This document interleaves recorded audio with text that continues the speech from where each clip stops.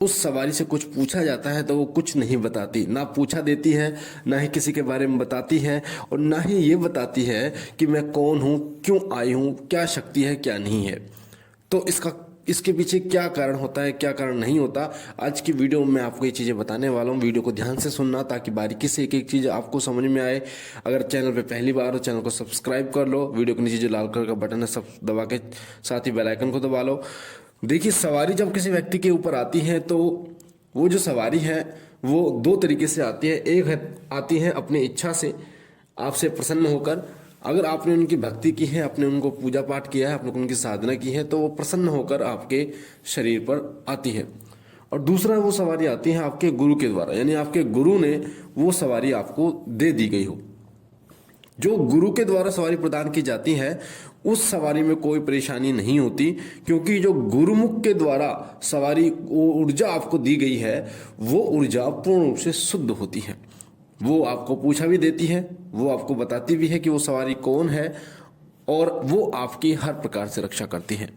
पर जब बात करते हैं उस शक्ति की, जो शक्ति आई है अपनी इच्छा से आपके पास, यानी आपने उनकी पूजा पाठ की और आपके ऊपर वो सवारी के रूप में आ गई, तब वो जो शक्ति है वो शक्ति कुछ ऐसे नियम या हम कह सकते हैं कुछ ऐसी गलतियों के कारण वो सवारी ना मुंह खोलती है, ना आपको बताती है कि मैं कौन हूँ, कैसे, कुछ भी नहीं बताती, ना पूछा देती है। उसके कुछ कारण होते हैं।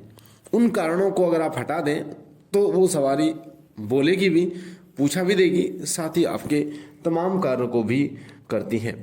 कई बार ऐसा भी देखा गया है कई लोगों के साथ, कुछ लोगों के पिछले जन्म के कर्म ऐसे जुड़े होते हैं, ना उन्होंने कभी पूजा पाठ की ना कुछ किया, उनके ऊपर सवारी आ गई। शक्तियां स्वयं चुनती हैं आपको, ऐसा नहीं है कि आप शक्तियों को चुनते हैं। शक्तियां स्वयं चुनती हैं कि वो अपना सेवक किसको मनाएंगे, अपना सेवक किसको बनाएंगे, किस पर वो अपनी कृपा करेंगे, वो स्वयं चुनती हैं। और आप जो पूजा जो भक्ति करते हैं वो उन्हीं की इच्छा से करते हैं। आप जो साधना करते हैं, आपकी साधना जो पूर्ण होती है, आपका जो व्रत पूर्ण होता है, वो उन्हीं की इच्छा से होता है। और जब पूर्णता प्राप्त हो जाती है तो वो प्रसन्न होकर आप पर कृपा करती है। तो देखिए, इसके कुछ कारण होते हैं, और वो जो कारण है वो बिना गुरु के मैं बता रहा हूँ आपको। जो लोग बिना गुरु के होते हैं उन लोगों के साथ अधिकतर ऐसा होता है। हालांकि कुछ लोगों के साथ भी होता है जिनके गुरु धारण किए होते हैं, उनके साथ भी ऐसा होता है, क्योंकि वो कुछ नियमों का पालन नहीं करते, कुछ गलतियां करके वो बैठे होते हैं। आज मैं उन्हीं चीज़ों के बारे में आपको बताने जा रहा हूँ। सबसे पहला नियम होता है वो होता है गुरु का ना होना। अगर आपका कोई गुरु नहीं है तो सवारी आएगी जरूर पर वो नहीं बोलेगी। सवारी आएगी जरूर पर वो पूछा नहीं देगी, वो नहीं बताएगी कि मैं कौन हूँ, क्यों आई हूँ। हो सकता है आपको पता चल जाए, क्योंकि आप उसकी उपासना करते हैं, आप पता चल जाए कि ये शक्ति वही है। दूसरा कारण होता है सवारी का भोग ना देना। जिस भी शक्ति की सवारी आपके ऊपर आ रही है उसका भोग अगर आप नहीं देते तो भी वो सवारी नहीं बोलती, ना ही किसी प्रकार से आपकी रक्षा करती। देखिए, सवारी का एक नियमित भोग होता है। जैसे होली दीपावली तो देना ही होता है, वो तो सबसे जरूरी होता है। पर एक समय होता है, जैसे हमारे पितरों का समय होता है, अमावस्या के दिन अमावस्या का भोग उनको देना होता है। उसी प्रकार से कोई भी शक्ति होती है उसका एक नियमित भोग होता है। महीने में एक दिन उनको भोग जरूर दिया जाता है। जैसे देवता के दिन के हिसाब से, जैसे सोमवार बाबा भोलेनाथ का दिन है, मंगलवार हनुमान जी का दिन है, बुधवार गणेश जी का दिन है, वीरवार जो है भगवान विष्णु का दिन है। इसी तरह के जो हफ्ते में 7 दिन होते हैं, तो महीने में एक ऐसा ही दिन चुना जाता है और उस दिन उस शक्ति का भोग दिया जाता है। तो भोग में अगर कमी हो जाती है तब भी सवारी नहीं बोलती, या भोग में कोई गलती हो जाती है तभी भी सवारी नहीं बोलती। तीसरा कारण होता है सवारी का वचनबंद ना होना। सवारी अगर वचनबंद नहीं है तब भी वो नहीं बोलती, क्योंकि वो आपकी इच्छा से कार्य नहीं करती, वो अपनी इच्छा से कार्य करती है। जब आप उनसे वचन ले लेते हैं तो सवारी जब बुलाते हैं वो आप तभी आती है। जो आप कार्य बोलते हैं वो कार्य करती है, आप पूछा भी आपको देती है। तो वचन लेना बहुत महत्वपूर्ण होता है सवारी से। जब भी कोई शक्ति आपके ऊपर आ जाती है, आपसे प्रसन्न होकर आपके पास आती है, तो उससे वचन जरूर ले लें, ताकि वो जब आप बुलाएं तब वो आए और आपके कार्य करे। चौथा कारण होता है बोली कबूली हो जाना। बोली कबूली क्या होता है कि कोई चीज़ ऐसी, आप परेशानी में थे, आपने उनके नाम से कोई चीज़ बोल दी हो, कि हम तेरे दरबार में नारियल की भेंट चढ़ाएंगे, या हम तेरे दरबार में आएंगे, या पेट फलियाँ जो होता है लेट कर वो परिक्रमा लगाएंगे, या कुछ भी जो आपने बोली कबूली कर रखी हो। बोली कबूली ग्रामीण देवताओं के साथ साथ में उच्च देवताओं की भी होती है, जैसे माता वैष्णो देवी के दरबार में जाना, भैरव बाबा के दरबार में जाना, या फिर गुरु गोरखनाथ जी महाराज का धूना चेतन करना है, उनके दरबार में जाना।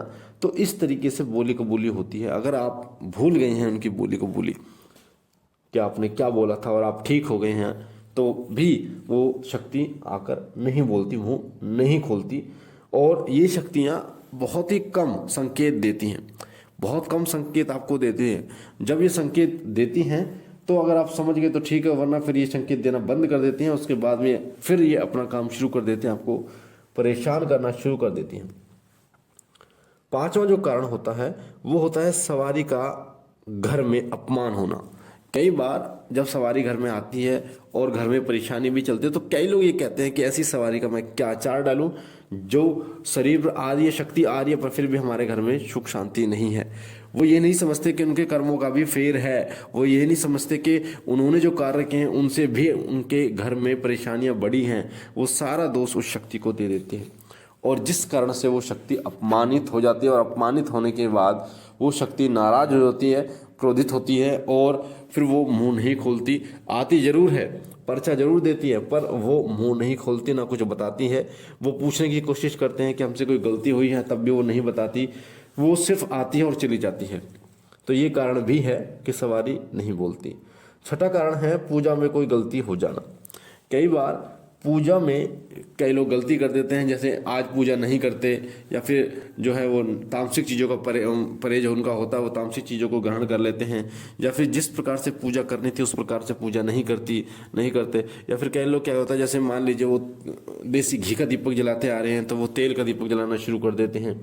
तो एक ही चीज़ का जलाना चाहिए। साथ ही आप किसी का पाठ करते हैं तो वो पाठ करना बंद कर दिया आपने, तो या फिर श्रद्धा नहीं है। तो इस प्रकार से भी पूजा पाठ में कोई गलती जब हो जाती है तो भी ये परेशानियां आपको झेलनी पड़ती हैं। यानी सवारी आती है और बोलती नहीं है, और उस समय पर जिस समय पर सवारी आती है तो वो आपका शरीर बहुत तोड़ती है। वो पूर्ण गति के साथ आपके शरीर पर आती है। पहले जब आती थी वो उस तरीके से नहीं आती, पूर्ण गति के साथ आपके शरीर पर आती है, आपके शरीर को बिल्कुल तोड़ कर रख देती है।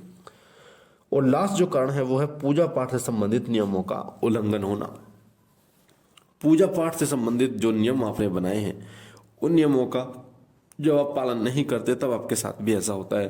जैसे अपवित्र होना, कई लोग करते हैं कि यार सर्दी का टाइम चल रहा है, क्या नहाए, बिना नहाए पूजा कर लेते हैं, तो अब अपवित्र अवस्था में आप पूजा करते हैं तो आपके साथ ऐसा होता है। साथ ही एक निश्चित समय पर आपने जो पूजा का समय बांध रखा है, पर मान लीजिए आप 6 बजे पूजा करते हैं और आप पूजा कर रहे हैं फिर 9 बजे 10 बजे किसी कारणवश कई दिनों से, तो भी जो शक्ति है वो आपसे नाराज हो सकती है। सातवें अपवित्रता का होना, या फिर आप सुबह पहले आपने कुछ खा लिया उसके बाद आप पूजा पाठ कर रहे हैं तो भी वो शक्ति आपसे नाराज हो सकती है। या फिर गुरु का अपमान करना, गुरु पूर्णिमा जब आती है उस गुरु पूर्णिमा के दिन गुरु के दरबार में जाया जाता है, गुरु के पास जाके गुरु का सम्मान किया जाता है, वो ना करना, या फिर उनके दरबार में ना जाना जो देवता होते हैं।